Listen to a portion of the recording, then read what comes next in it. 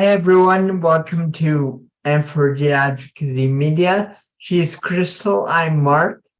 Happy New Year to everyone who is just joining us. I'm glad if you're joining us for the first time. Welcome. We're on season 3, episode number 5, and we're here today with special guest Regan Linton, who is going to talk to us about her journey, what she's got going on, and a bit about the Imperfect film. Hi, Regan. Hi. Hi. Thanks for having me. Thanks for being here. Yeah. So feel free to start wherever you feel comfortable starting. Okay, great. Well, yeah, thanks again for having me. And it's hard, I guess, when you think of a journey, like, that can be so many different things, and our journeys are, multifaceted. But I guess I'll talk a little bit about or focus on kind of my journey after I had a spinal cord injury and, acquired a disability and joined the disability community. So that happened in 2002. So I grew up, very interested in sports and the arts, and, played soccer and softball and skied, and also did a lot of theater and singing, and but didn't have any sort of disability growing up, or didn't identify as having a disability. And when I went to undergrad in California, I was in a car accident my junior year and paralyzed from my chest down. And, I think very much at that point in time, especially, as you think about like after an injury or, during hospitalization, I would lie in my bed at night at the rehab hospital, just staring at the ceiling, just wondering like, what is my life going to be now? And back then in 2002, even though, it was years after like the ADA in 1989, 1990, there were still, there was not a lot of representation of disability. There still isn't in a lot of ways, in different media like theater and film and in the arts. So I think I very much felt like after my injury, my passions for theater and for, doing artistic work were going to be really challenging, if not impossible. So I went through rehab, started using a wheelchair full time, and moved back to Denver. I'm from Denver originally. And there was a very unique theater company there called Family with a PH. So, and it was named that because it was founded in 1989 by 5 actors with disabilities who wanted to perform and felt like there were not places that were welcome to them, or open to them. So they founded their own theater company, and they initially called it the Physically Handicapped Amateur Musical Actors League. So PHAMAL, and then they tacked on the Y. Yeah, total mouthful. And over the years, their work really grew and changed. And so they kind of did away with that acronym because they became a very professional theater company that was doing plays and musicals and original work with actors who all had disabilities. So I was really fortunate that when I went back to Denver, that was right in my backyard. And I was very nervous at first to like get back involved. And I remember the first time I like rolled into an audition with my wheelchair and got back on stage, I was just terrified because I was like, I don't, at that point, I was not ready necessarily to, embrace the identity of disability, because I think I was still dealing with a lot of the ableist messages that are kind of foisted upon us from society. But through that work with Family, I really discovered myself, and they gave me a very safe and open place to explore like what my body was now as an artistic instrument, and to find all the possibilities that still existed. So I went on from there. I performed with Family for about 6 years, and then went to graduate school to get my MSW in social work and then my MFA in acting. And really wanted to combine those to kind of make social change through the arts. And then moved back to LA, and then went to Oregon for a time and just started working as a professional actor for a few years. And then I was invited to come back and actually serve as artistic director of Family. And I stayed there for 5 years. And while I was there, just thought about, I was very passionate about this theater company that doesn't really, there are other theater companies like it in the United States, but nothing that does exactly the same kind of work. So I really wanted to tell the story of families so that people could be exposed to it. So got together with a friend of mine and decided to make a documentary film about the making of our production of Chicago in 2019, Chicago the Musical. And so we followed the production from start to finish through auditions, through rehearsals, to the final performances, and told the stories of the different actors who were involved, as well as the story of the production. And that's the film that came to be Imperfect, the documentary. So yeah, I mean, I guess on the whole, my journey has taken me to a lot of different vocational spaces. I work as an actor, as a director, as a writer. I write for New Mobility Magazine. I've done voiceovers for Audible books. I've traveled a lot across the world, both professionally and just personally for fun. And, really, I'm very passionate about changing the narratives that exist out there around disability, because I think so much it's a very narrow, limited narrative of disability is a limitation. It, is a deficit in some way. It is, it's going to limit your possibilities in life. And it's not to say that disability is just, it's a cakewalk, but I'm really passionate about the fact that, like, we have the power to write our own narrative, and regardless of disability, to do all the things that we're passionate about, even if we're doing them slightly differently. So I guess that's a kind of overview, a long overview of my journey. Thank you for sharing that. I'm sure a lot of people will be able to appreciate what you're doing so that it can be understood by hopefully the masses. I guess it's a very important, discussions that need to be had and understood. Yeah, I think so. I mean, because, sometimes people can think like, oh, the arts, it's like, and this is the worst impressions of the arts are that, oh, like they're frivolous, especially when you're working in the arts, that it's like, oh, it's not like, I don't know, solving world hunger or finding the cure for cancer or something. But I really believe that, there's a reason that, like, theater has been around for thousands of years, because we as human beings want to make meaning of our lives. And that comes often through storytelling, and whether that be in theater or film or dance or visual art. But, it's a way that we express ourselves. And I think that that's just as crucial to our lives as human beings as anything else is. It's really a form of, like, for me, it's a form of like sacred worship, to get into a theater and do the thing that I'm passionate about, and also have a larger intention of it, because I think, things don't start to change until we're storing them differently. And when the story of people with disabilities, so many people don't even know about, like, the disability rights movement. We don't know about these amazing leaders that came before us and changed the world for everybody, not just for people with disabilities. Paved the way, yeah. Exactly.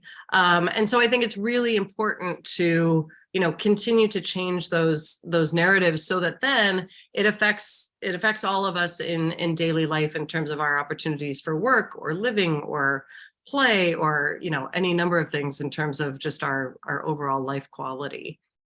Right.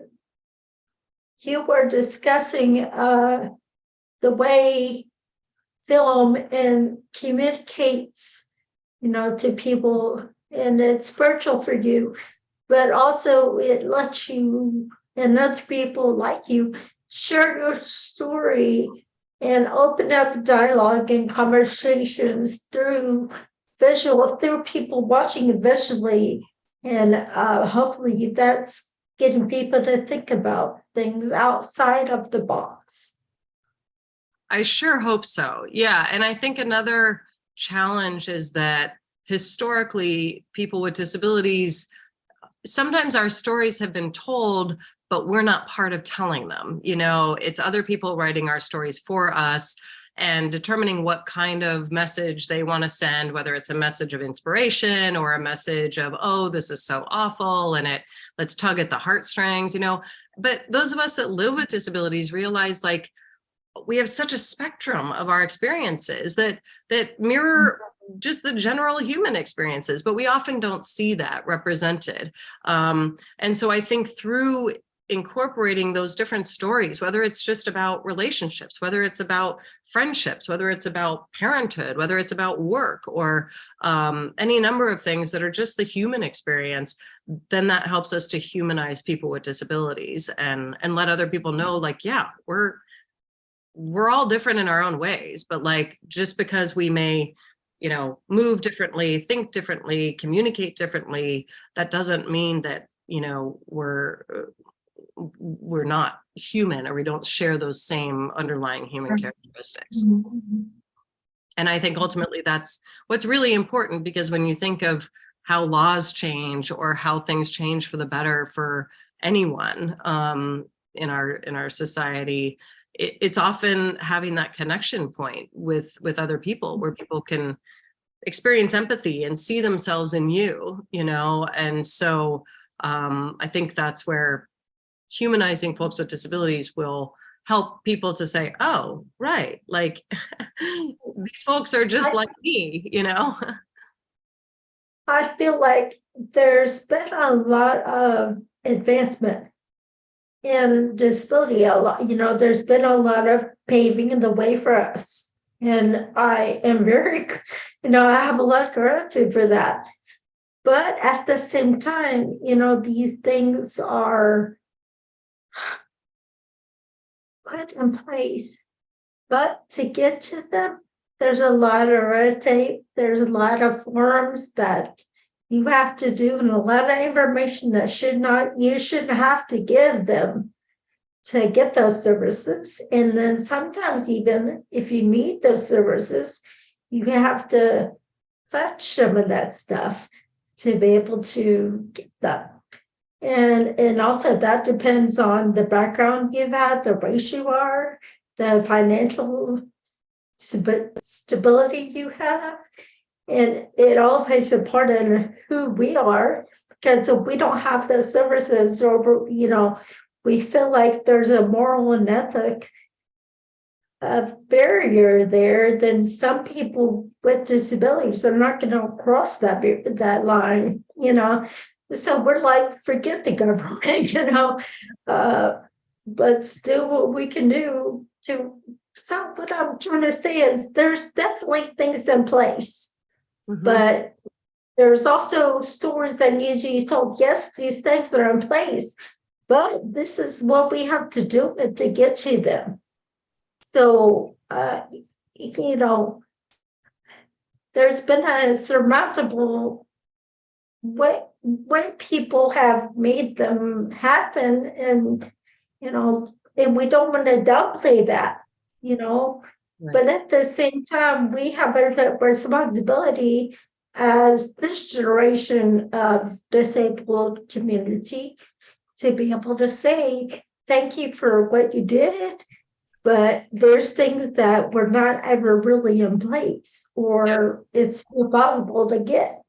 Yeah, absolutely. I often go back to the fact that the Americans with Disabilities Act was an amazing piece of legislation that changed a lot for folks with disabilities. And again, folks without disabilities, you know, the number of ways in which the ADA touches everyone's lives without them even knowing it half the time is extraordinary. But it was considered a starting point. It wasn't like the end all be all. And I think we've kind of forgotten that, you know, it's not like that put into code everything that was going to solve everything for people with disabilities.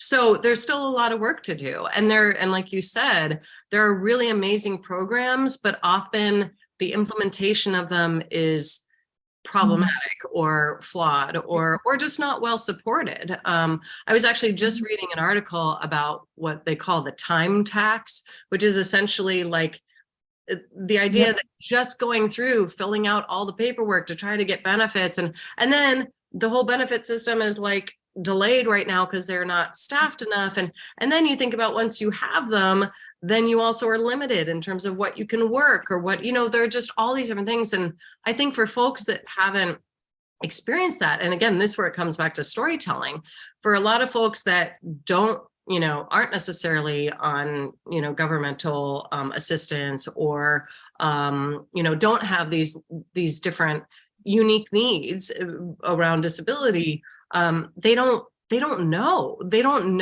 how difficult it is or the limitations that are put on people. They just have these assumptions of like, oh, once you're on benefits, it's so easy and you don't want to work. And I'm like, whoa, like, no, so many people want to work, want to be productive and contribute to society, but it's the system that, so that's where I'm like, okay, great. How can we create different stories and profiles and show and in a fun way, right? Like, I don't think most people don't want to sit around and, watch like long drawn out shows on the ins and outs of disability benefits, but if you make something that's humorous, or you make a documentary like Imperfect, where you're showing the process of a show, but in that you're also learning about the different people and you're demonstrating them as capable human beings, so that's where I always am looking at, like, how can we maybe tell this story, but not whack people over the head with it, but, presented in a different way where, again, their overall impression of folks with disabilities will shift. And then when they hear about that bill that's coming up, for home health care or something, they'll be like, oh, right, I remember seeing that. Like, yeah, I think that's important. So yeah, I think you're absolutely right. I think there are a lot of great things out there, and we just have to continue the work to make them better and make them, and also better for, if you think about folks with disabilities, 50 years ago, it was a much more limited landscape, and now it has opened up. So how do we adjust everything in order to suit our, reality, sorry, no, in reality, how are companies and how are people going to fix this stuff or reimagine this stuff to make it work for us, and the future, if they don't listen to stories, if they don't see things like this, how are they going to be able to identify or put themselves in their shoes and be able to say, okay, this is what's happening, this is what's going on, this is how we think, take this and fix it and make it more useful for everybody. Absolutely. I mean, and that's where, in a very simplistic way, I sometimes say, like, through my storytelling around disability, like, I want it to be sexy, I want it to be funny, and that doesn't necessarily mean telling stories only about, sexuality and disability. It means more so, like, if you think about human beings and when they're motivated to, like, do something different or care about somebody, it's because they're attracted to that person. They're attracted to, and I don't mean even attracted in an intimate way, just attracted, like, oh, I like this human being, I like the work that they're creating, and it makes them therefore want to, like, follow them and want to support them and the things that they do. And so that's where, again, I think over time, those of us with disabilities have often been portrayed by other people, by non-disabled people mostly, as, being any number of, you can fill in the blank about, like, what is the stereotype, right? And therefore, but we all know we're funny, we're fun to be around, we're hardworking, we're interesting, and so we have to start telling those stories, and reframing our community so that, we're essentially putting ourselves out there as humans that everybody else wants to support and get behind, Right. so I don't know. That's what I try to do. And it is a big thing, but I keep in mind, like, nothing changes overnight. It's a baby step process. And, so that's when I think of my journey, that is very much a kind of mantra approach that I keep in mind. It can feel so big. But I realize, like, in the same way that I feel like I was completely changed by the people that I met at family years ago, if I can help to, to assist someone else in shifting their perspective of themselves and feeling like more engaged and going out and doing what they're passionate about, then that's worth it to me. So, but I keep in mind, it's like those little steps, and it's affecting one person here, or maybe affecting this company here. And so I do a lot of different work in different ways to try to kind of attack from different different angles, I guess. That's great.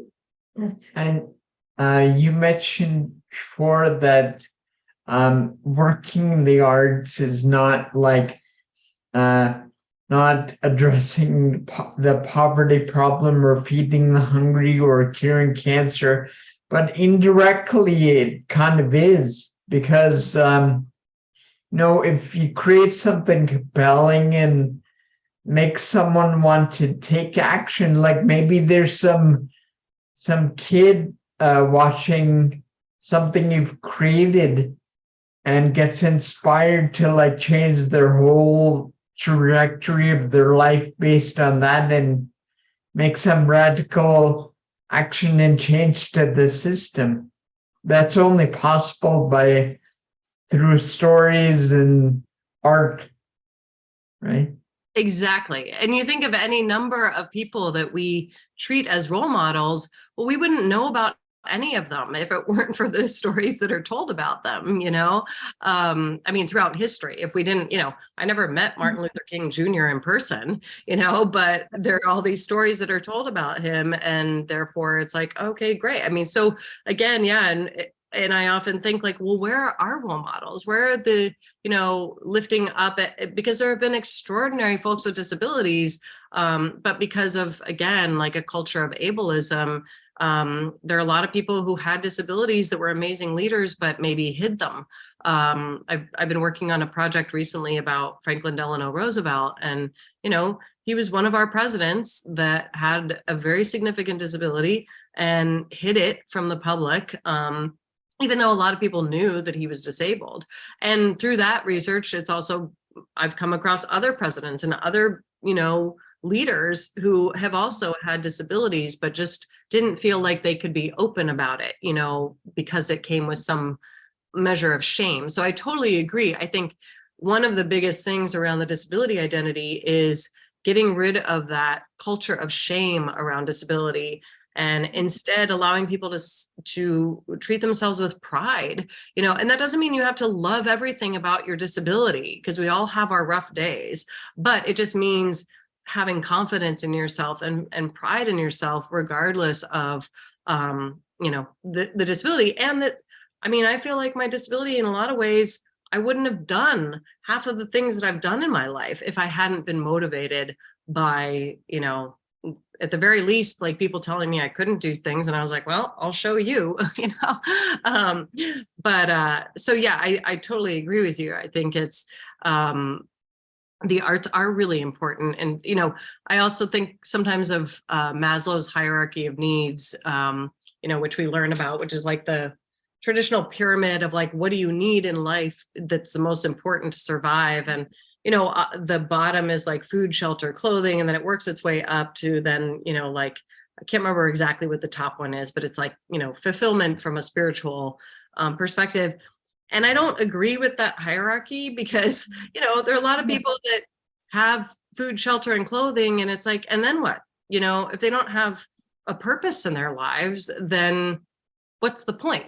So I think it's more of like a circle of needs, that obviously food, shelter, and clothing and jobs, and those are all important, but ultimately I think it's just as important to have those things that you're passionate about, the things that make you want to get out and live life every day.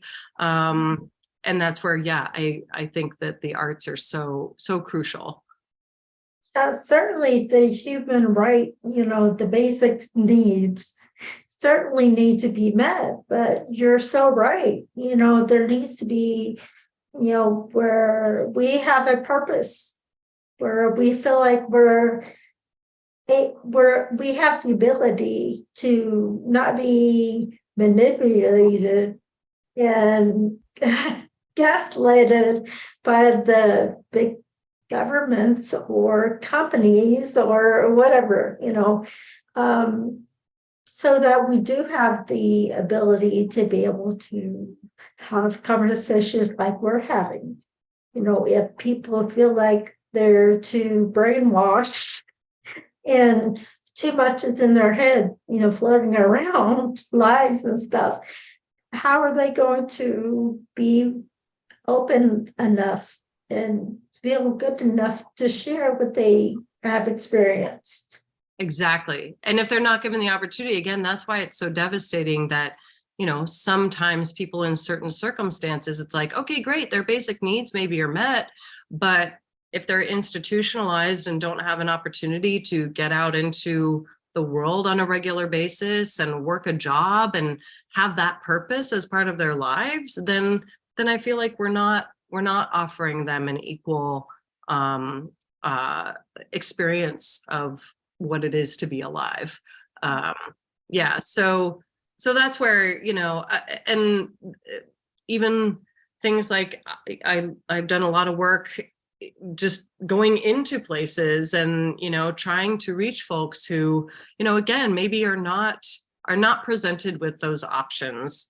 It took me kind of encountering family and encountering a variety of other programs that helped me along the way to say, no, this is still an option for you. And I know there's still a lot of folks with disabilities and without disabilities out there who don't grow up in a culture that encourages them and provides them with those opportunities. So I think, that's why I will never say no to, like, whether it's speaking at an elementary school or, going to a community center, or, those are all such important pieces of reaching the masses who otherwise might not, have the access.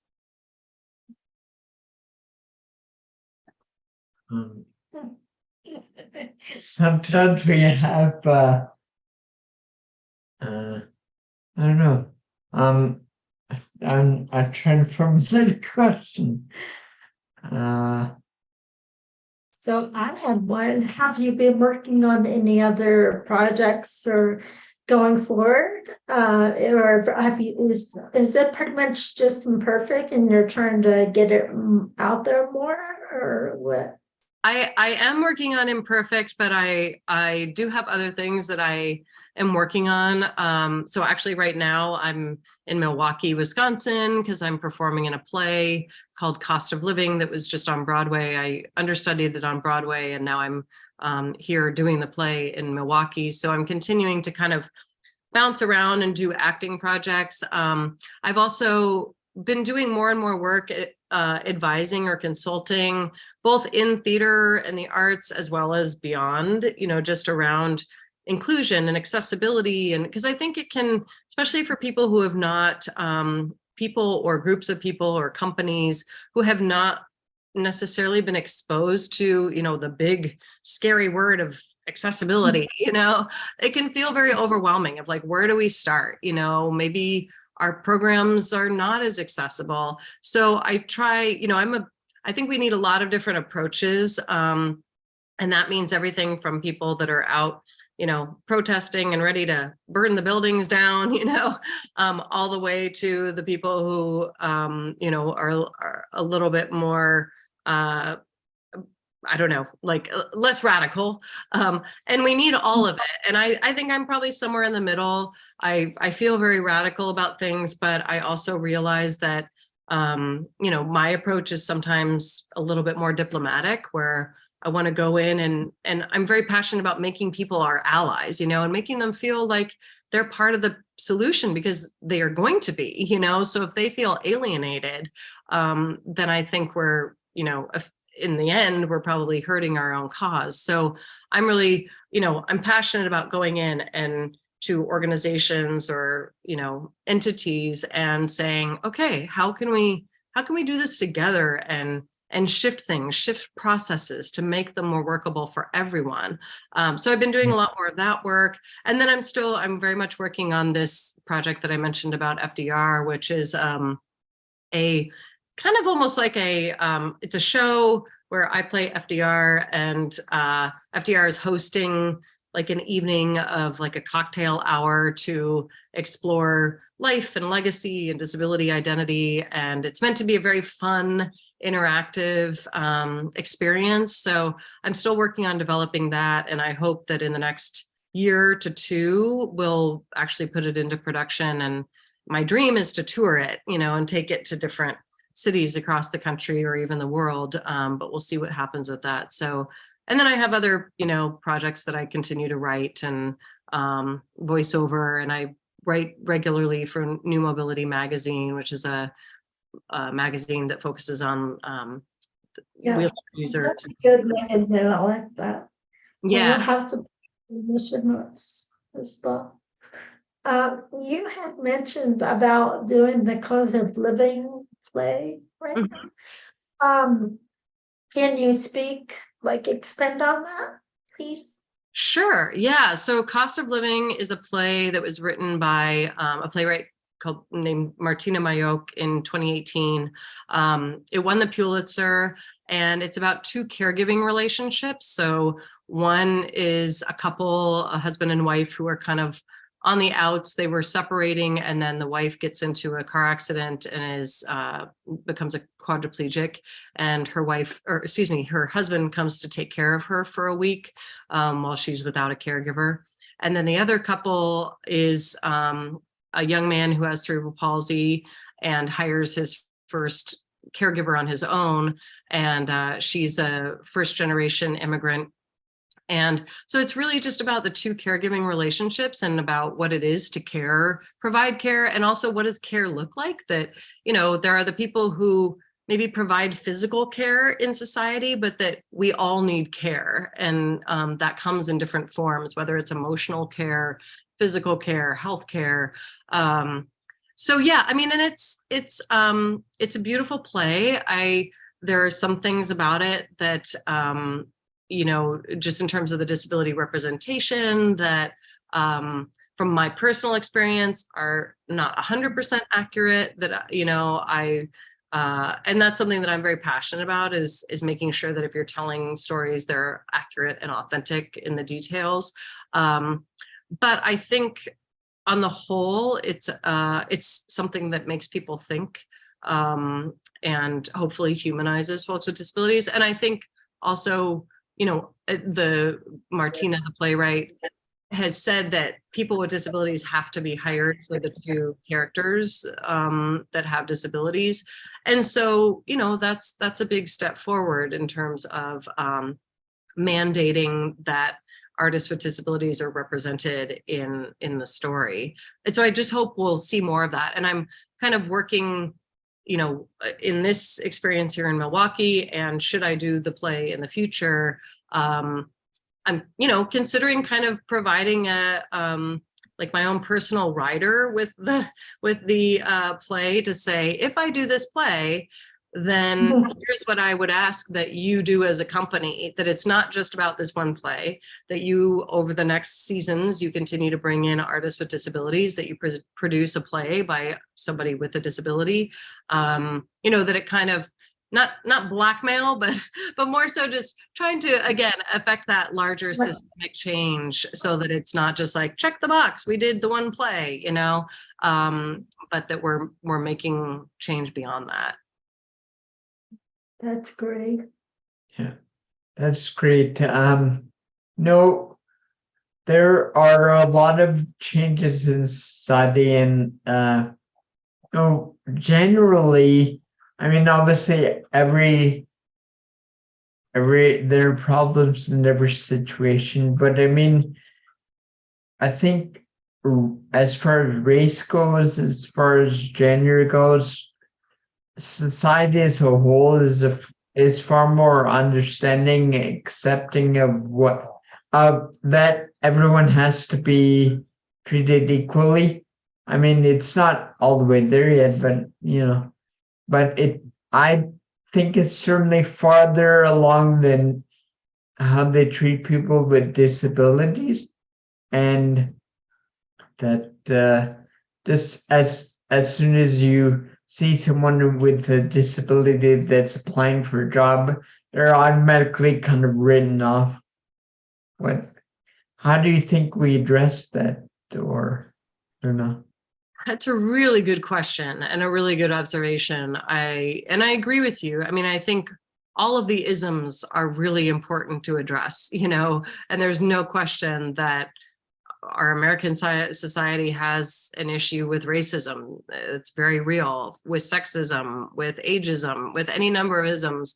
I think the thing that we've missed is that they're intersectional, that like racism and ableism come from the same place. It's about devaluing people who don't fit a kind of norm that's been created arbitrarily, by the people in power. So I think I agree with you. I think we're making progress. I also agree with you that disability is often left out of the conversation.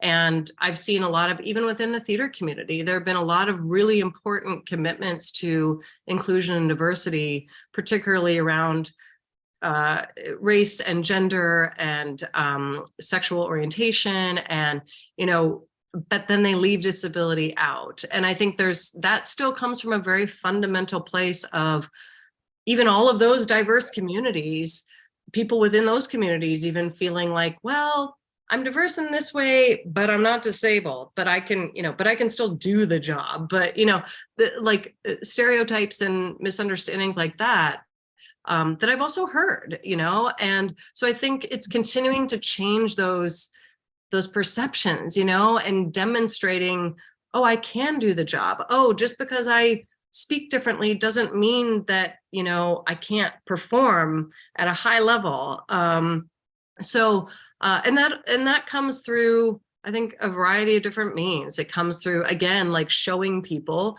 getting the opportunity to show people that we can engage, that we can perform, and when I say perform, I don't mean just artistically, but that we can do the job.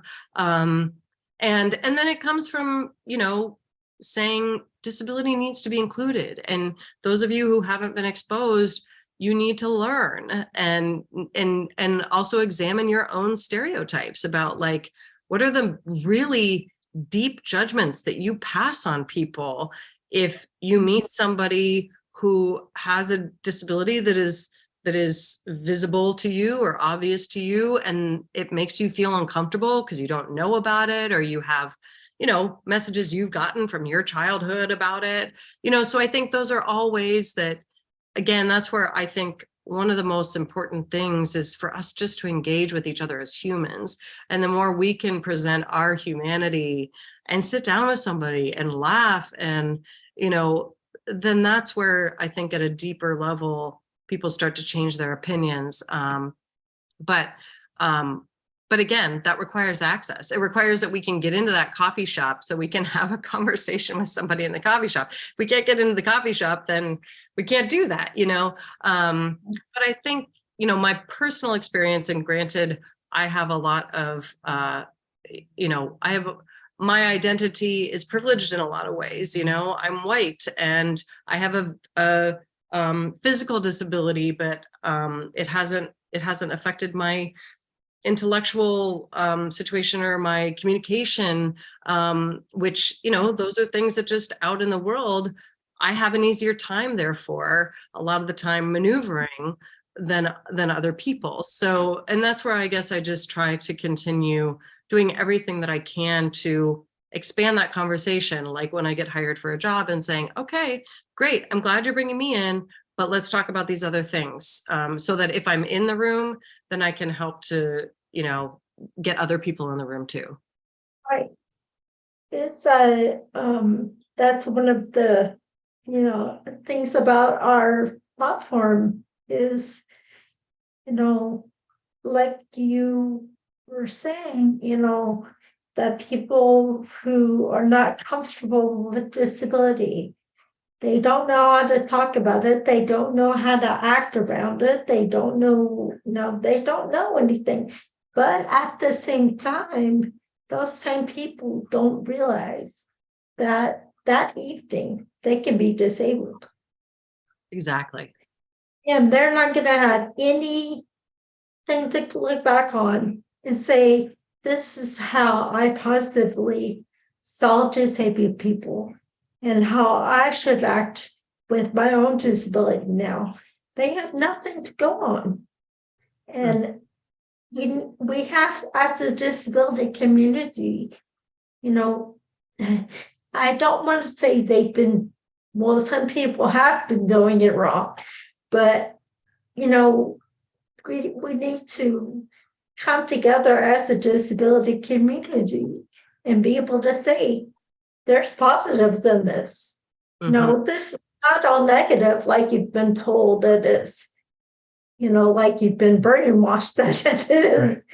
And so we need to give them a baseline to be able to hope from when they get to that point where they are disabled on a long-term basis or short-term basis. And that's where the arts and arts in general come in, are a key Definitely. part of it, because there's the sort of the action side of things where the sort of the advocacy aspect of it, like things like ADA and general accommodations people may know about, and that it may be enforced to some extent, but where the arts comes in, there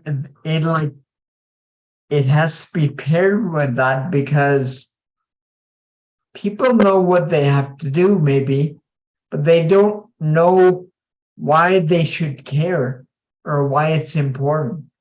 And that can't be communicated by a law, or it can't be communicated by something like By somebody who's playing a part in a show or a play that's not really disabled. They're not close enough to the issue to be able to explain to other people what they really deal with. Totally. So that's where acting comes in. It is, yeah. And that's why I think, again, that piece of authenticity is so important. I think, so for instance, like with this play, Cost of Living, and this is not me just ratting on the, the play, but, I think there's a great responsibility that, particularly when there are not as many stories out there about the disability community, then if you put one out there, there's like all the more onus on any story you put out there to really think about, what are you saying with this? And there are a lot of really wonderful things that Cost of Living says in the play. There are also, again, some inaccuracies that I think are problematic from my standpoint.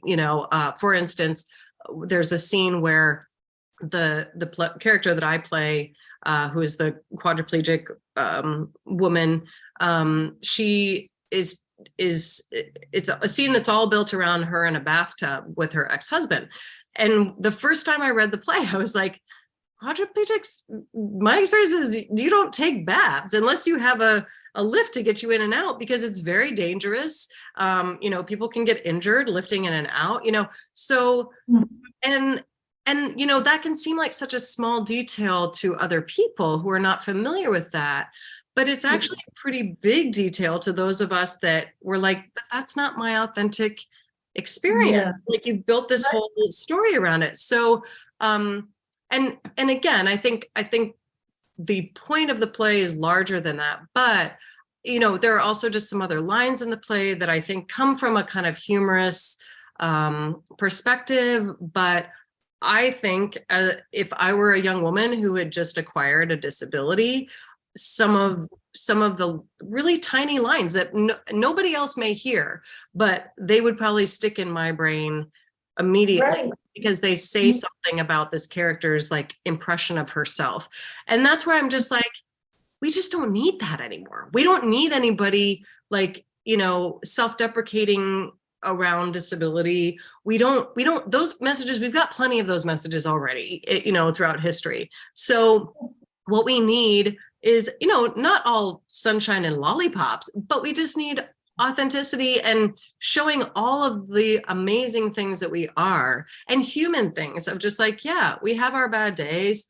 We say bad words, we get into arguments, but we also, we have loving relationships, and we work hard, and we go out and have fun, and we travel, and, like any number of things. And so, yeah, and I think those details are really important, but you're right. Like the burden is that much greater when we don't have, a whole history of accurate stories to rely on, that the more you put the stories out, we kind of have, it's like making up for lost time or something, of like, we need to balance it out again, and add more of those really proactive stories in order to balance the overwhelming negative stories that we've had from the past. It's kind of funny. We kind of touched on this a little while ago, but even in films and things like that. So, okay, the government, say, doesn't give the disabled community what they need to, so they'll look pitiful, right? They don't have what they need as far as basics, some of them, and they struggle to get things they need or things that they should just have as a person, but then, like in film, they try to portray it, but they're telling on themselves. Mm-hmm. It's kind of funny, actually. So, I mean, and the way to get around that is to make sure everybody has what they need to be portrayed correctly, and the way you want it to be portrayed. And then the filmmakers won't be able to tell a pitiful story over what you didn't provide. Exactly. You're so right. And yeah, it's that difficult balance of like, yeah, you don't want to just do stories that are so positive that they overlook all of the issues that we still have in society. But I think the balance is like what you just said. It's not coming from a place of pity, which I think is the common pitfall that often non-disabled folks who are creating the narratives or have historically done. It comes from a place of pity, from a place of charity. You could look at any number of models around disability, and kind of how disability has been treated in society, as opposed to, some more proactive and authentic and, positive but realistic impression or perspectives. So yeah, I think there's a way. I think there's a way to tell the truth about our experiences with disability, but also to do it with like some levity and humor and empathy, which is, I think, how you actually start to, change hearts and minds, as they say, is by like having somebody laugh, and then they think about it and they're like, oh, I'm laughing at that, but like, wow, that's really like, That's really, yeah, that's like, there's something that I want to dig into here, because that just seems like, that's not really funny. It's funny on the surface, right. but Right. yeah. But there's a deeper message. It kind of reminds me of like, I don't know if you guys used to watch Dave Chappelle, and when he would do, Chappelle Show years ago, but, a lot of his skits were like, you're laughing at it, but he's also making a much deeper, there's a deeper commentary about society and about race.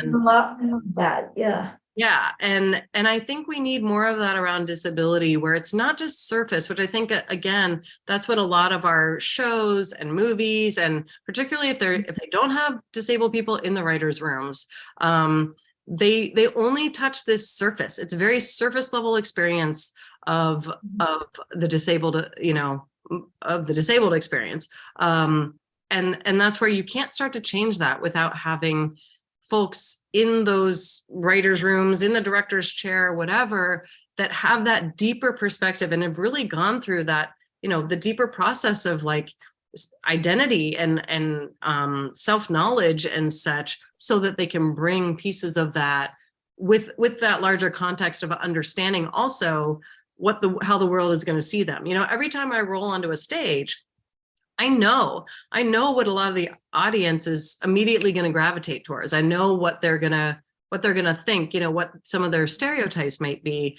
And it's really important for me to take that into consideration as I'm crafting a character, so that I can be intentional about the ways in which I am either, refuting those assumptions, or, playing into them, but then, take a twist, or, Right. so it's really, yeah. And that's where I think, again, like the knowledge around the self-knowledge around disability, and those of us that live with disabilities, being able to kind of engage with other folks in our community and folks outside of our community, to better understand, how this identity shows up and how it impacts us is really important. It is. Yeah. You mentioned, Reagan, the word authenticity, and I'm wondering, I guess it's kind of a devil's advocate type question. Love but it. I'm wondering, there are several programs and movies out there with non-disabled people playing people with disabilities, and some of them may have won awards for it or whatever. Now, obviously, credibility and authenticity are issues there, and accurate representation. Let's say that particular actor or actress is remarkably good and happens to get like 99% of it right, even though they don't have a disability. What are your thoughts on all that? It's a great question. My opinion, my personal opinion is it's not an either or, like it's not in a vacuum. And what I mean by that is that sometimes people will be like, well, should we only cast actors with disabilities in the roles for disability? And I'm like, no, that's not realistic. The more important thing is, why is that the only role that you're considering putting somebody with a disability in, right? Like, and the truth is, yeah, if you're looking for something very specific, say, for instance, like Stephen Hawking, when they made the film about Stephen Hawking, and you're also showing his progression, right, from when he first developed ALS and all the way through the end of his life, or at least I think that's what they showed. Yeah, then you're probably going to need somebody like Eddie Redmayne, who's also a name, that we don't have as many name actors simply because we haven't been encouraged over the years like everyone else has. But so, yeah, you're probably going to need someone like him to play that role. However, that's a big film with many, many other roles in the film, many other roles backstage, or behind the scenes, for technical artists, for designers. And there are a lot of folks with disabilities who can fill those roles as well.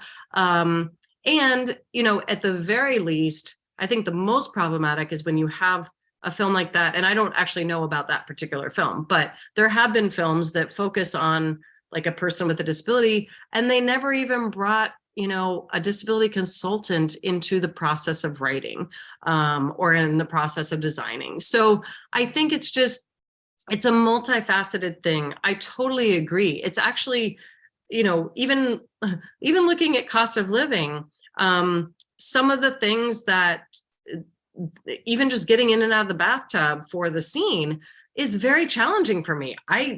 Because I'm paralyzed from my chest down. So it takes 3 people to help me get in and out of the bathtub safely. So it's actually more challenging in some ways to be playing this role than it would for me to play probably 90% of Shakespeare characters or 90% of characters in other contemporary plays, simply because they don't require me to get in and out of a bathtub, So I think the way I look at it is it's about the entire landscape. That, of course, like my ideal world is where you can have people with and without disabilities playing folks with disabilities, because again, as you mentioned, everybody at some point can and most likely will have a disability, but that we're seeing folks with disabilities in so many other roles and positions. So it's not like, oh, this is the only one we can get, and I understand, therefore, when that is the only role that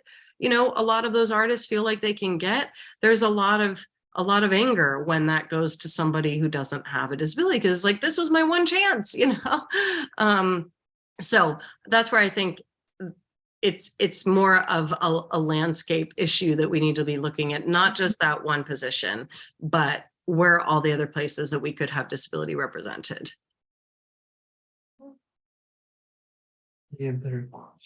No, I think it was a good interview.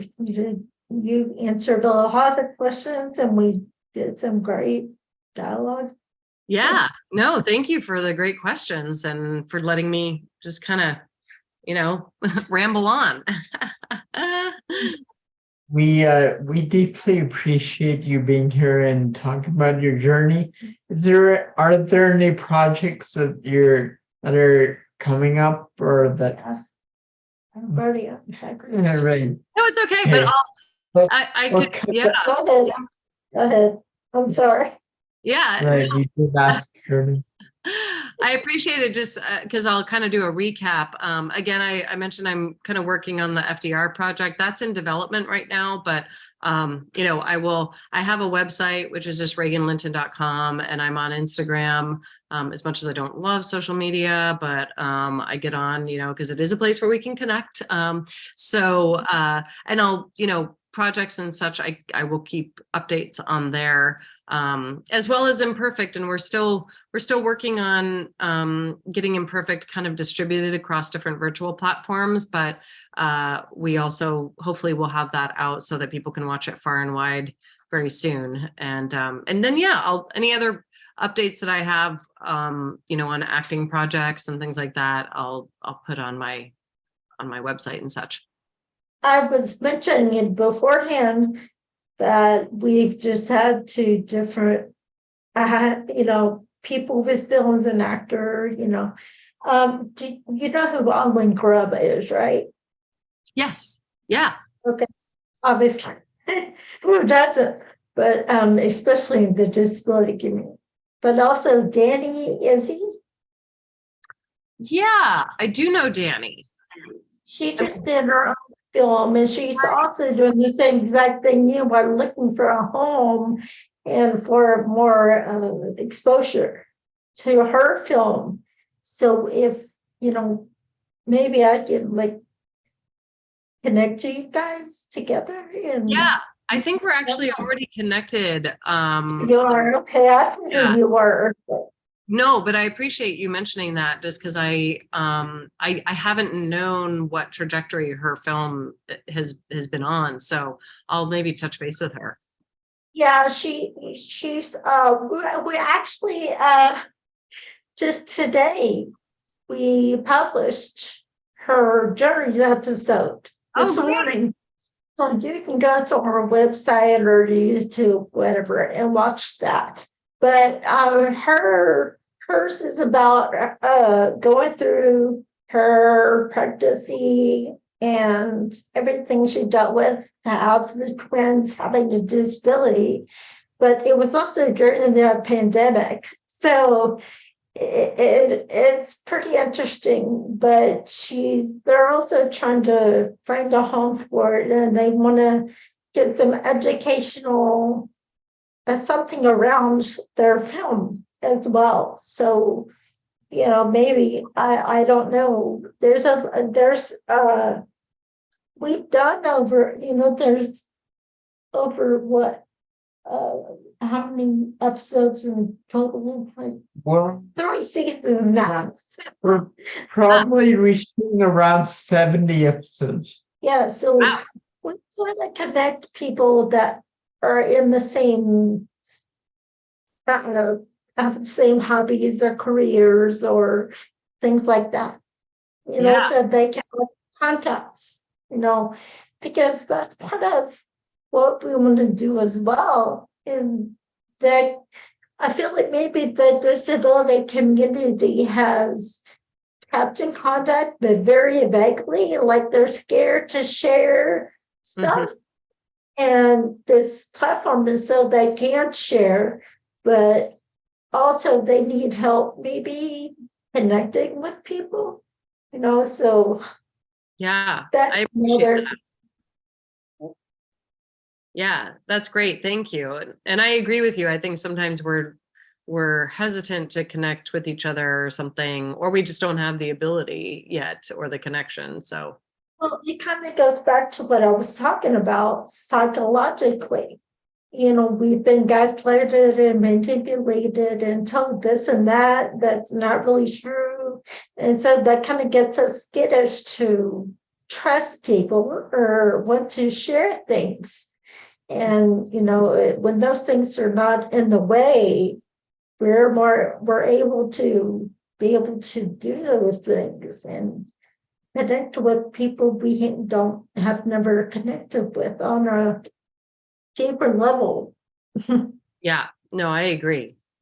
Yeah. Well, thank you for that. Yeah, I'll actually get on Instagram and stuff right now and just kind of see what her latest updates are. And I'll listen to the episode. Okay, sounds good. Cool. Okay. Okay, so now we'll do our exit in, What the hell? George talked about her thing she has coming up and project she's working on. So just anything you want to add. Yeah, I don't think so. We already Okay, kind of said okay, well, iTunes. so just end it then. I guess, thanks, Regan, for sharing your story and telling us a bit more about what you've got going on. We appreciate you being here. Thank you Thanks. so much. It was so lovely. Bye. Really appreciate it. All right. Thank you. Bye.